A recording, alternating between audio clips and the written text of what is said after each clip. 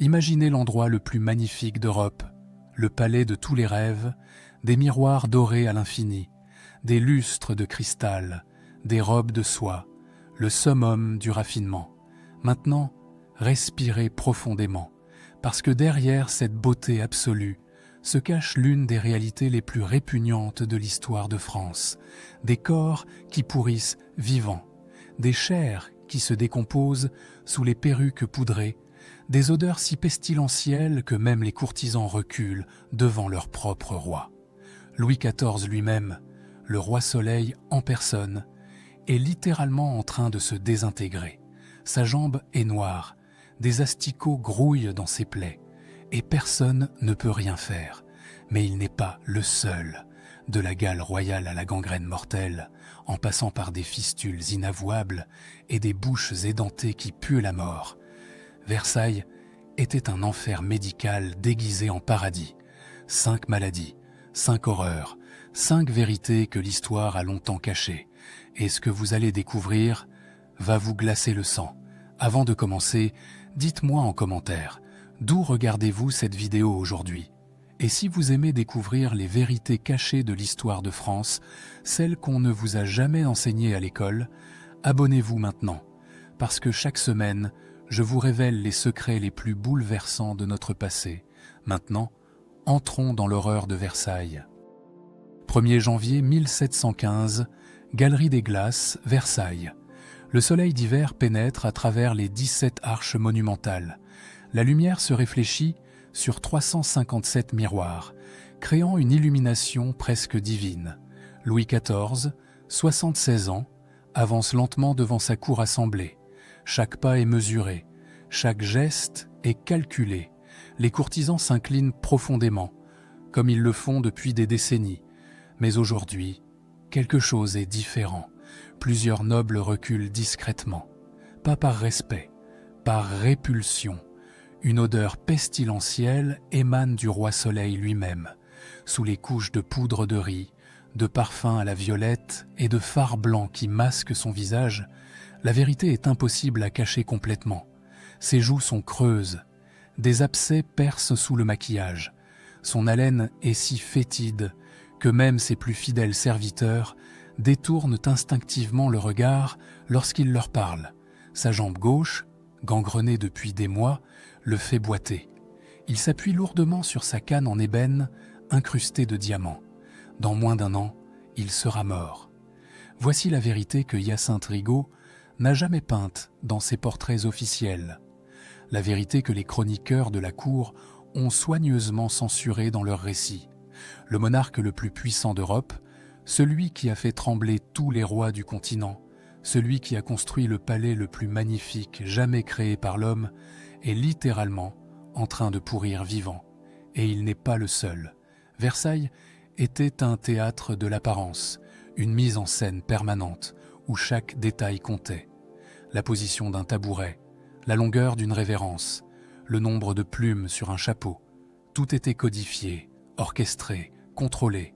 Mais les coulisses de ce théâtre étaient un hôpital sans médecine efficace, un enfer sanitaire déguisé en paradis terrestre. Dans ce palais sans véritable latrine, où des milliers de personnes vivaient entassées, où l'hygiène était un concept pratiquement inexistant, où les remèdes empiraient souvent les maux au lieu de les guérir, les maladies les plus répugnantes frappaient sans distinction de rang. Des princesses aux domestiques, des maréchaux aux favorites royales, des évêques aux espions. Personne n'était épargné. La magnificence de Versailles cachait une réalité biologique implacable. Derrière chaque perruque poudrée se cachaient des crânes couverts de plaies. Derrière chaque sourire de cour se dissimulaient des bouches édentées et purulentes. Derrière chaque robe de soie brodée d'or se trouvait un corps rongé par la maladie. Ce documentaire explore 5 des afflictions les plus terrifiantes qui ont hanté la cour de France. 5 maladies qui révèlent le fossé abyssal entre la grandeur proclamée de la monarchie absolue et la fragilité déchirante des corps qui la composaient.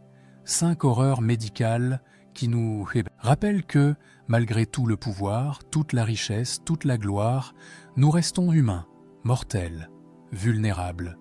Commençons par une maladie que même les rois ne pouvaient éviter, une affliction si courante à Versailles qu'elle touchait presque tout le monde. La gale, non pas celle des mendiants dans les rues de Paris, celle qui se propageait dans les draps de soie, sur les fauteuils dorés, dans les alcôves les plus luxueuses du royaume. Novembre 1711. Le dauphin Louis de France, fils unique de Louis XIV et héritier du trône, se gratte frénétiquement les poignets durant le lever du roi. C'est un geste qu'il tente de rendre discret, mais la démangeaison est trop forte. Sous ses manchettes de dentelle de Valenciennes, sa peau est couverte de sillons rougeâtres et de pustules purulentes. Les démangeaisons sont insupportables, empirant systématiquement la nuit, transformant chaque tentative de sommeil en torture. Le prince a 49 ans. Il est l'héritier d'un empire qui s'étend de l'Atlantique aux Pyrénées. Il commande les armées les plus puissantes d'Europe, mais il ne peut même pas contrôler ce qui se passe sous sa propre peau. Les médecins royaux, selon le journal du marquis de Dangeau, diagnostiquent d'abord une éruption nerveuse due aux humeurs mélancoliques. Ils prescrivent des saignées pour rééquilibrer les fluides corporels. Ils recommandent des tisanes apaisantes. Ils suggèrent même des prières spécifiques à Saint-Roch, patron des malades. Mais la réalité est tout autre. Des milliers d'acariens microscopiques, invisibles à l'œil nu, creusent des galeries sous l'épiderme du prince. Ces parasites se reproduisent, se multiplient, se propagent, et la cour entière devient un terrain de contagion parfait, parce que, à Versailles, tout le monde se touche. Les baise-mains obligatoires lors des audiences, les embrassades entre courtisans qui se croisent dans les galeries, le partage des mêmes sièges lors des concerts, les mêmes vêtements parfois prêtés entre nobles de rang similaires, les mêmes gants de soirée empruntés pour un bal. Même les cartes à jouer passent de main en main, transportant avec elles des milliers de parasites invisibles. La duchesse d'Orléans, Élisabeth Charlotte de Bavière, connue pour sa franchise brutale, écrit dans une lettre datée de 1712 « Toute la cour est couverte de gratelles. On se gratte au lever, au coucher, pendant les repas. C'est une épidémie qui n'épargne personne, pas même les personnes les plus distinguées. » Et elle a raison. Les registres de l'infirmerie de Versailles, conservés aux archives nationales, montrent qu'entre 1710 et 1715, plus de 400 cas de gale ont été officiellement traités. Mais ces chiffres ne représentent qu'une fraction de la réalité. La plupart des courtisans cachaient leur affliction par honte, se soignant en secret avec des remèdes de charlatans achetés aux apothicaires de la ville. Les traitements d'époque, basés sur les archives médicales de l'Hôtel-Dieu de Paris, sont presque aussi terribles que la maladie elle-même. Des onguents au mercure et au soufre qui brûlent la peau, créant des cicatrices permanentes. Des bains de vinaigre bouillant où les malades doivent plonger leurs membres jusqu'à ce que la chair devienne rouge vif. Des saignées, censées purger les humeurs corrompues, affaiblissant encore davantage des corps déjà épuisés par les démangeaisons incessantes. Mais voici le détail que l'histoire a longtemps censuré, un secret qui aurait été impensable à révéler du vivant des personnages concernés. Même les favorites du roi n'échappaient pas à la gale. Madame de Maintenon elle-même, épouse secrète de Louis XIV, femme pieuse et réservée qui incarnait la respectabilité morale de la cour vieillissante, souffrait de démangeaisons si violentes qu'elle devait porter des gants de nuit pour éviter de se lacérer la peau dans son sommeil. Son confesseur, l'abbé Gobelin, mentionne dans ses notes privées, découvertes seulement au XXe siècle, qu'elle lui a confiées lors d'une confession « Mon corps est une punition divine. Je ne trouve de repos ni jour ni nuit. » La gale transformait les nuits de Versailles en calvaire. Dans l'obscurité des chambres royales, loin des regards, les princes et les princesses se grattaient jusqu'au sang. Les draps de soie se tachaient de puces et de sang séché.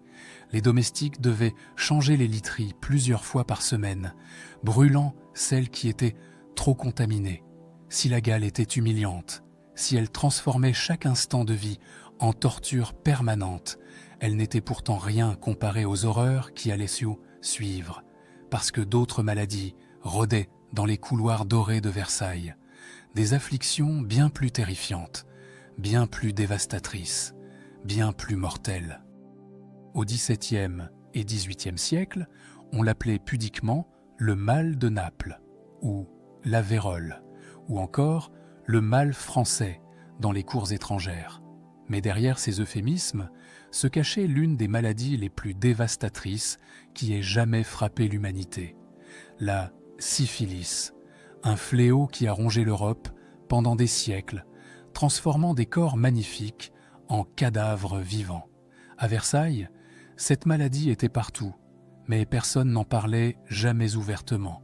C'était le secret le mieux gardé du royaume, parce qu'avouer qu'on souffrait de la vérole revenait à avouer publiquement ses débauches. Et à la cour, l'apparence de vertu comptait parfois plus que la vertu elle-même. Louis-François Armand de Vignerot du Plessis, duc de Richelieu, arrière-petit-neveu du célèbre cardinal, était l'un des plus fameux libertins de Versailles.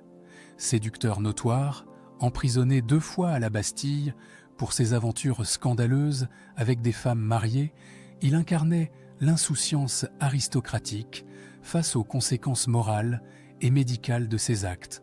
Beau, spirituel, charmant, il collectionnait les maîtresses comme d'autres collectionnaient les tableaux.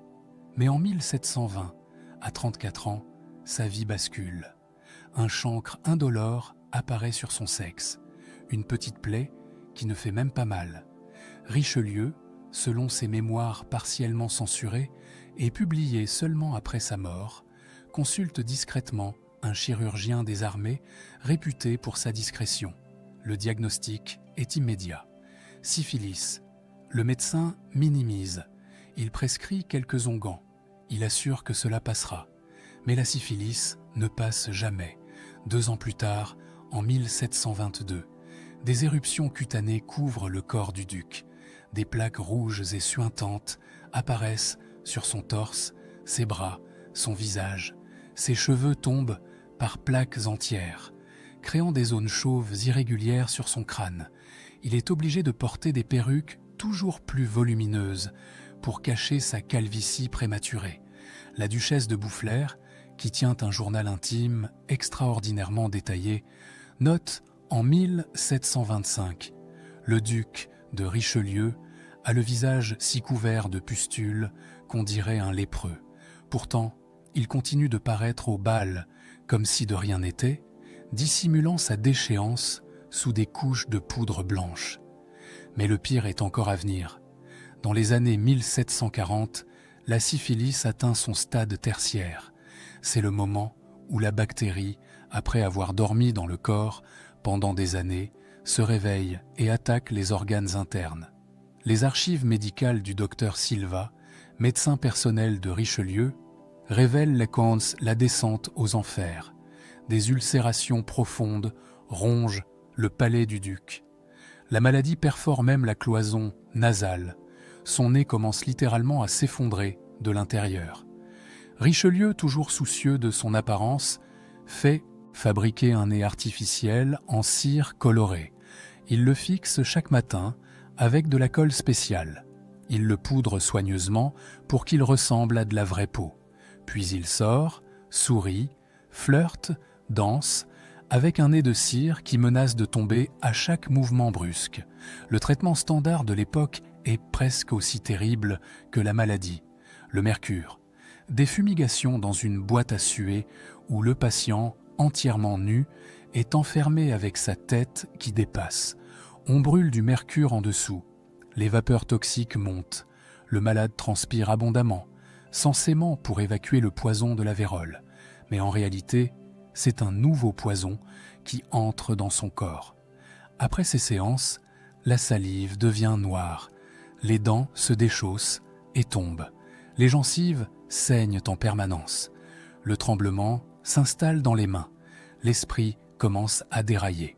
Le docteur Jean Astruc, médecin personnel de Louis XV, est l'un des plus grands spécialistes des maladies vénériennes de son époque, écrit en 1736 dans son traité des maladies vénériennes.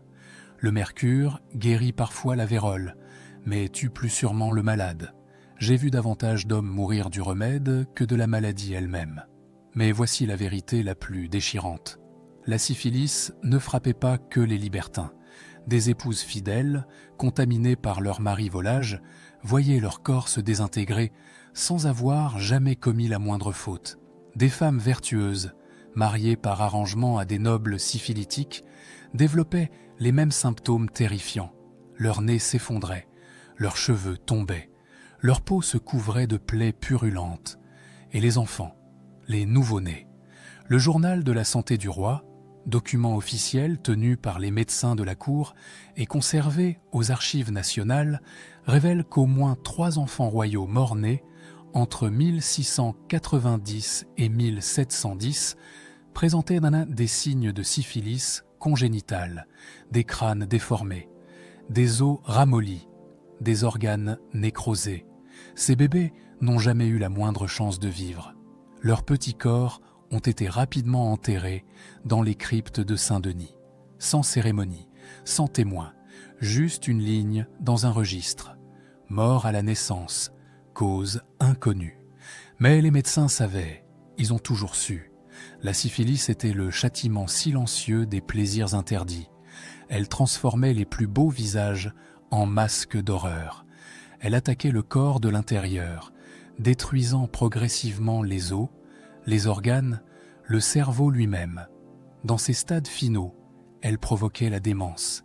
Des nobles autrefois brillants se mettaient à divaguer, à avoir des hallucinations, à ne plus reconnaître leurs propres enfants. Et tout cela se passait dans le palais le plus magnifique d'Europe, derrière les miroirs dorés, sous les lustres de cristal, dans les alcôves parfumées où se jouaient les destins du royaume. Si la syphilis était le châtiment des plaisirs interdits, la prochaine maladie était une torture démocratique, une affliction qui n'épargnait absolument personne, pas même le roi lui-même. Imaginez ne jamais vous brosser les dents, pas une seule fois dans votre vie.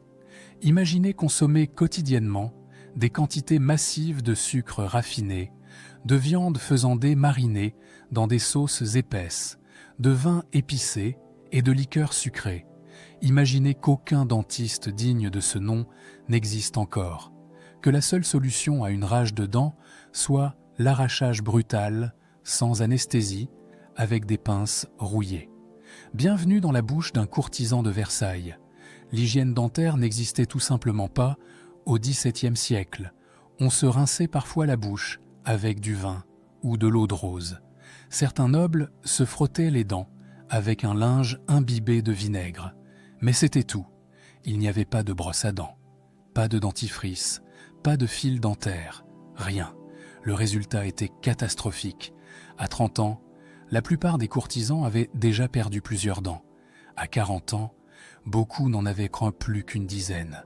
À 50 ans, certains étaient complètement édentés, obligés de mâcher leur nourriture avec leurs gencives ou d'avaler des bouillies liquides. Mais le roi Louis XIV a vécu pire que tous les autres. 1685. Louis XIV a 47 ans. Il règne sur la France depuis 42 ans déjà. Il est au sommet de sa puissance. Ses armées dominent l'Europe. Versailles vient d'être achevé. Il est le monarque le plus respecté et le plus craint du continent. Mais une douleur atroce lui vrille la mâchoire. Une rage de dents si violente qu'il ne peut plus manger, plus dormir, plus même réfléchir correctement. Ses molaires supérieures gauches sont infectées. Des abcès se sont formés dans les gencives. Le pus s'accumule. L'infection se propage à l'os de la mâchoire. Le chirurgien dentiste Félix, l'homme le plus réputé du royaume pour ce genre d'intervention, est convoqué d'urgence. Il examine la bouche royale. Son diagnostic est sans appel. Toutes les molaires du côté gauche doivent être arrachées, immédiatement. Pas d'anesthésie, juste du vin fortifié pour engourdir légèrement la douleur, et 4 hommes robustes pour maintenir le roi sur sa chaise pendant l'opération. L'intervention se déroule dans la chambre royale. Louis XIV est assis, la tête maintenue fermement par 2 valets. Félix saisit ses pinces métalliques. Il agrippe la première molaire, il tire, fort, très fort. La dent résiste, les racines sont profondément ancrées dans l'os. Félix tire encore plus violemment. Un craquement sinistre résonne. La dent se brise. Une partie reste coincée dans la mâchoire. Le marquis de Sourches, témoin oculaire présent ce jour-là, note dans ses mémoires « Sa Majesté a supporté l'opération avec un courage surhumain, bien que l'on ait arraché 6 dents d'un coup, dont certaines ont brisé la mâchoire elle-même. Mais le pire n'est pas la douleur. Le pire, ce sont les complications. L'opération perfore accidentellement le palais. Un trou se forme entre la bouche et la cavité nasale, une fistule qui ne se refermera jamais complètement. Pendant des années, le roi ne peut plus mâcher correctement du côté gauche. Lorsqu'il boit, le liquide remonte parfois dans son nez et ressort par ses narines. Lorsqu'il mange, des morceaux de nourriture se coincent dans la perforation, provoquant des infections récurrentes. La Gazette de la santé du roi, document officiel tenu quotidiennement par les médecins de la cour, décrit les années suivantes comme un calvaire permanent, abcès purulent, qui se reforme tous les 2 ou 3 mois. Haleine si fétide que les courtisans reculent instinctivement lors des audiences privées. Nécrose progressive de l'os maxillaire qui se désagrège lentement. Cautérisation au fer rouge, sans succès, qui ne font qu'aggraver les dégâts. En 1700, lors du Grand Couvert, cette cérémonie publique où le roi mange seul devant des centaines de courtisans assemblés, Louis XIV doit mastiquer lentement, la tête légèrement inclinée, pour éviter que la nourriture ne remonte dans ses sinus. Du pus s'écoule parfois de sa joue. Il l'essuie discrètement avec une serviette de soie brodée, comme si de rien n'était. Les courtisans font semblant de ne rien voir. L'étiquette l'exige, mais Louis XIV n'était pas une exception. À Versailles, presque personne au-dessus de 40 ans ne conservait une dentition complète. Les registres de l'infirmerie du château, conservés aux archives de Versailles, montrent qu'entre 1690 et 1710, plus de 200 courtisans ont subi des extractions dentaires massives. La princesse palatine, cette femme au franc-parler légendaire qui ne mâchait jamais ses mots, écrit en 1705 « Ma belle-sœur, la duchesse de Bourgogne, qui n'a que 23 ans, a déjà perdu 8 dents. Elle met du coton dans ses joues pour que son visage ne s'effondre pas quand elle paraît en public. 23 ans, et déjà édentée. Les jeunes femmes de la cour, obsédées par leur apparence, utilisaient toutes sortes de stratagèmes pour cacher leur bouche ravagée. Du coton roulé en boule pour donner du volume aux joues creuses, du rouge à lèvres épais pour détourner l'attention, des sourires fermés, lèvres serrées, pour ne jamais révéler les trous béants dans leur dentition. Les hommes portaient des moustaches de plus en plus volumineuses pour masquer leur bouche déformée. Certains nobles faisaient fabriquer des dents artificielles en ivoire ou en os de bœuf attachées aux dents restantes avec des fils d'or. Mais ces prothèses primitives bougeaient, tombaient pendant les repas, provoquaient des blessures aux gencives. Et la laine permanente de pourriture qui émanait de presque toutes les bouches de Versailles, les parfums lourds, les sachets d'herbes aromatiques, les pastilles à la menthe sauvage, rien ne pouvait vraiment masquer cette odeur de décomposition organique. Les dents étaient une torture visible, une humiliation quotidienne. Mais au moins, on pouvait les voir. On savait d'où venait la douleur.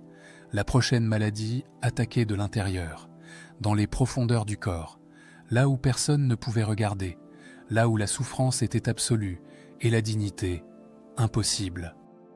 Parlons maintenant de ce dont personne ne parle jamais dans les manuels d'histoire, de ce que tous les documentaires évitent soigneusement.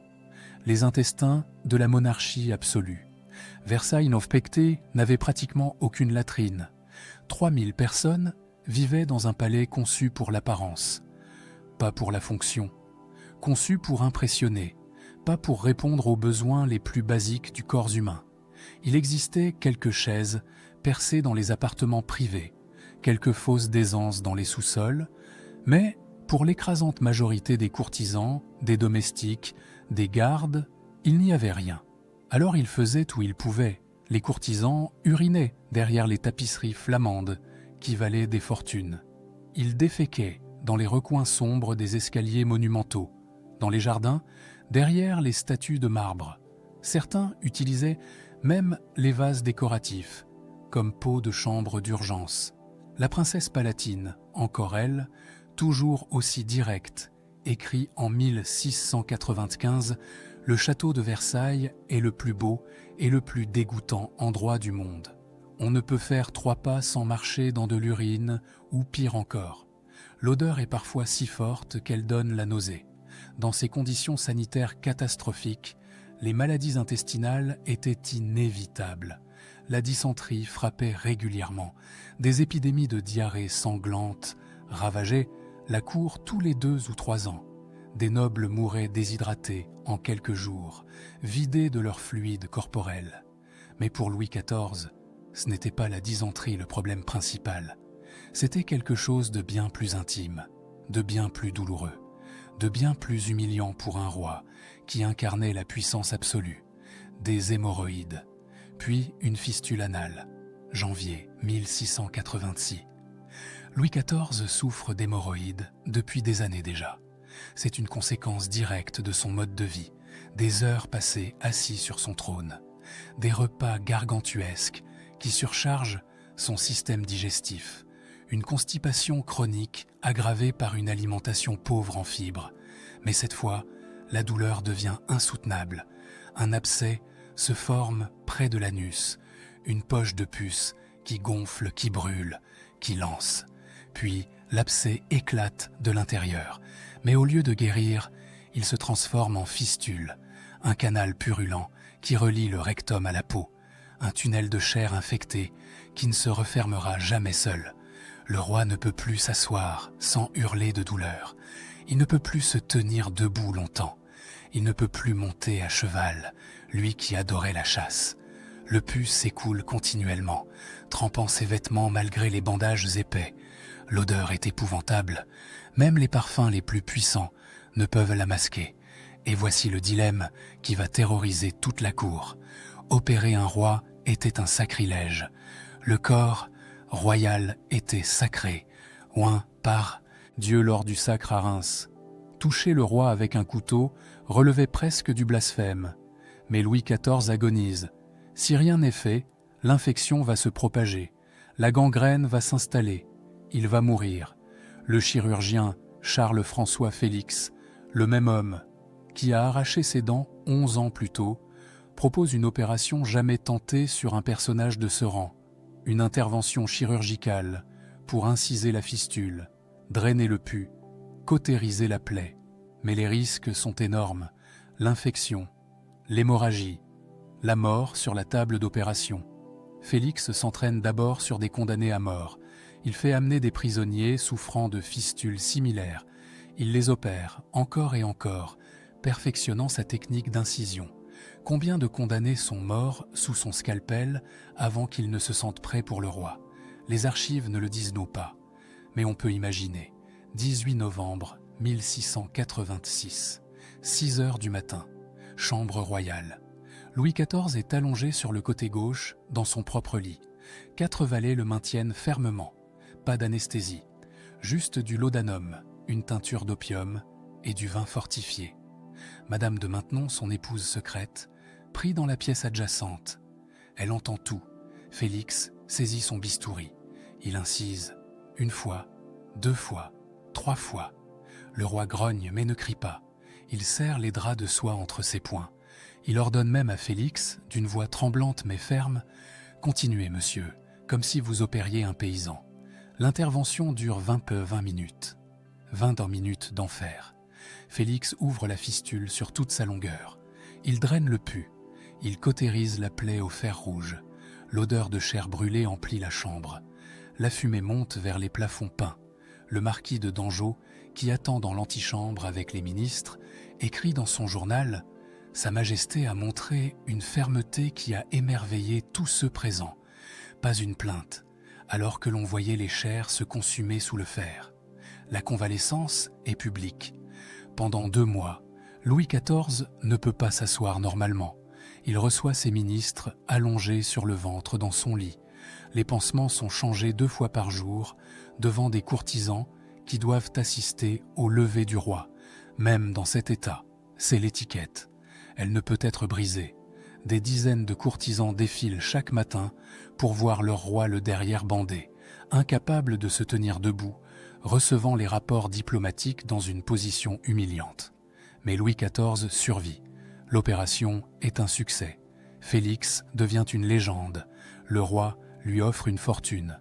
Et soudain, avoir une fistule anale devient presque à la mode à Versailles. Des courtisans, qui n'en souffraient même pas, réclament l'opération pour montrer leur loyauté au roi. Pourtant, les troubles intestinaux continuent de ravager la cour. Les archives médicales révèlent que la dysenterie était endémique. Le duc d'Anjou, futur Philippe V d'Espagne, a souffert de dysenterie chronique pendant 4 ans. La duchesse de Bourgogne est morte en 1712 d'une fièvre pourpre, probablement une dysenterie hémorragique qui l'a tuée en 3 jours. Entre 1680 et 1700, plus de 1000 cas de flux de ventre ont été traités à l'infirmerie de Versailles. 1000 personnes vidées par leurs intestins, déshydratées, affaiblies, parfois tuées par une simple diarrhée. Toutes ces maladies, aussi répugnantes soient-elles, pâlissent devant l'horreur suprême, devant la maladie qui allait emporter le roi Soleil lui-même, une mort lente, visible, inarrêtable. 25 août 1715, Louis XIV, 76 ans, 72 ans de règne, sait qu'il va mourir. Et il sait exactement comment. Il le voit, il le sent, il le respire à chaque instant. Sa jambe gauche est en train de pourrir. 10 août. Tout commence par une simple douleur après une promenade dans les jardins de Versailles. Une crampe au mollet. Rien de grave. Les médecins diagnostiquent une sciatique. Ils prescrivent des bains chauds et du repos. Le roi obéit. Mais la douleur ne diminue pas. Elle empire. 15 août. La douleur devient insupportable. Une tache noire apparaît sur le mollet. Petite d'abord. Puis, elle s'étend, comme une ombre qui rampe sous la peau. Le roi refuse de la montrer aux médecins pendant 3 jours. Par fierté, par peur, par déni. 18 août. Fagon, premier médecin du roi depuis des décennies, examine enfin la jambe. Il soulève délicatement le bas de soie. Ce qu'il voit le glace. Verdict immédiat, sans appel, gangrène sénile. L'artère fémorale est obstruée. Le sang ne circule plus correctement. Les tissus meurent, privés d'oxygène. La chair se nécrose, se décompose, vivante. Fagon note dans son registre médical, la mortification progresse rapidement. Les chairs sont noires jusqu'aux genoux. L'odeur de putréfaction est insupportable. Même le parfum le plus fort ne la masque plus. 20 août. La gangrène s'étend inexorablement. Le mollet tout entier est noir. La peau se craquelle. Des asticots apparaissent dans la plaie. Pas quelques-uns. Des centaines. Ils grouillent dans la chair morte, se nourrissant du roi vivant. Les médecins tentent tout. Ils appliquent du lait d'ânesse tiède sur la jambe. Ils posent des cataplasmes de fientes de pigeons fraîches, censés avoir des vertus purificatrices. Ils font des saignées pour éliminer les humeurs corrompues. Ils prient, ils supplient, mais rien n'arrête la progression de la mort. 23 août. L'odeur devient si épouvantable que le roi lui-même ne la supporte plus. Il ordonne qu'on ouvre toutes les fenêtres de sa chambre, malgré l'air froid de la fin août. Les courtisans admis à son chevet doivent respirer à travers des mouchoirs imbibés de vinaigre aromatique. Certains sortent précipitamment pour vomir dans les couloirs. La gangrène atteint maintenant la cuisse. La chair est noire, visqueuse, elle se détache par plaques. Sous la peau morte, on aperçoit les muscles nécrosés, les tendons qui se désintègrent. 25 août, 4 heures du matin. Le roi est allongé dans son lit monumental, celui où il a dormi pendant des décennies. Il est conscient mais fébrile. La fièvre le brûle de l'intérieur. Sa jambe gauche est entièrement noire jusqu'à la cuisse. Les médecins ont abandonné tout espoir. Il n'y a plus rien à faire. aucun remède, aucun miracle, juste attendre la mort. Le confesseur, le père Letellier, entre dans la chambre. Il administre l'extrême onction. Il trace une croix d'huile sainte sur le front du roi. Louis XIV ferme les yeux.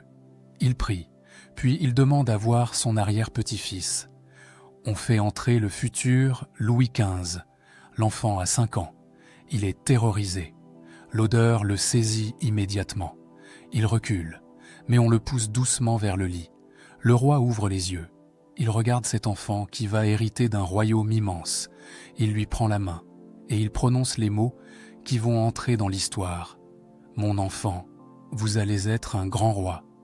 N'imitez pas mon goût pour les bâtiments, ni celui pour la guerre. Tâchez de soulager vos peuples, ce que je suis assez malheureux pour n'avoir pu faire. » Un roi mourant, en train de pourrir vivant, qui avoue ses échecs à un enfant terrifié. 26 août, 1h du matin, Louis XIV demande pardon à tous ceux qu'il a blessés. Il embrasse ses valets. Il remercie les médecins qui ont échoué à le sauver. Il accepte sa mort avec la même dignité qu'il a accepté toutes les épreuves de sa vie. 1er septembre, 8h15 du matin, 72 ans de règne s'achèvent. Louis XIV expire. Le roi Soleil s'éteint. Son corps est immédiatement autopsié. Le rapport médical est glaçant. Gangrène ayant rongé toute la jambe, remontant jusqu'à l'abdomen. Cœur rétréci par des décennies de stress. Estomac 2 fois plus grand que la normale, conséquence de ces banquets légendaires. Reins calcifiés. Vessie contenant 3 calculs de la taille d'œufs de pigeon. Le corps du plus grand roi de France fut ouvert, vidé, embaumé. Mais même les embaumeurs les plus expérimentés ne peuvent rien contre l'odeur.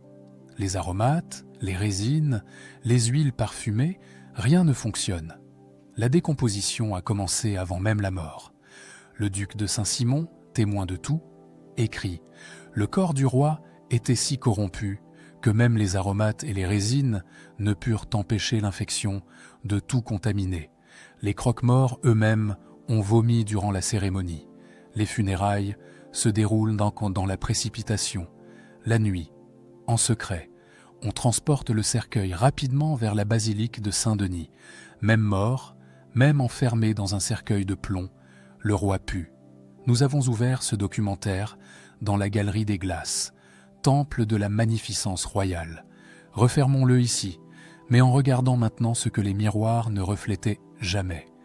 La chair souffrante, derrière le théâtre du pouvoir.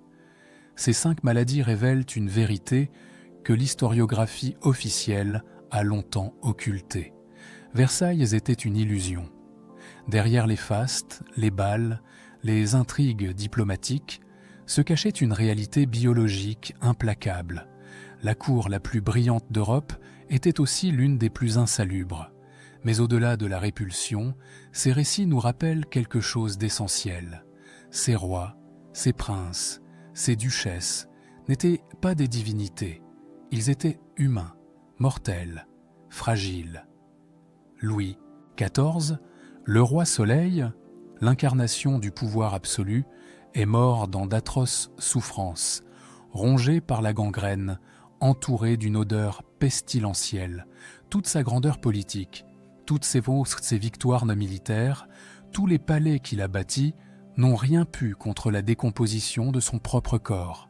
Le pouvoir ne protège pas de la mort, la dignité n'empêche pas la douleur. Qu'on soit roi ou paysan, la chair souffre. Alors, la prochaine fois que vous visiterez Versailles, que vous admirerez la Galerie des Glaces, souvenez-vous. Derrière chaque portrait officiel se cachait un corps souffrant. Derrière chaque perruque poudrée, une tête couverte de plaies. Derrière chaque sourire de cour, une bouche édentée et purulente. Versailles était un chef-d'œuvre architectural, mais c'était aussi un hôpital à ciel ouvert, sans médecine efficace, où même les plus puissants ne pouvaient échapper à la condition humaine la plus brutale.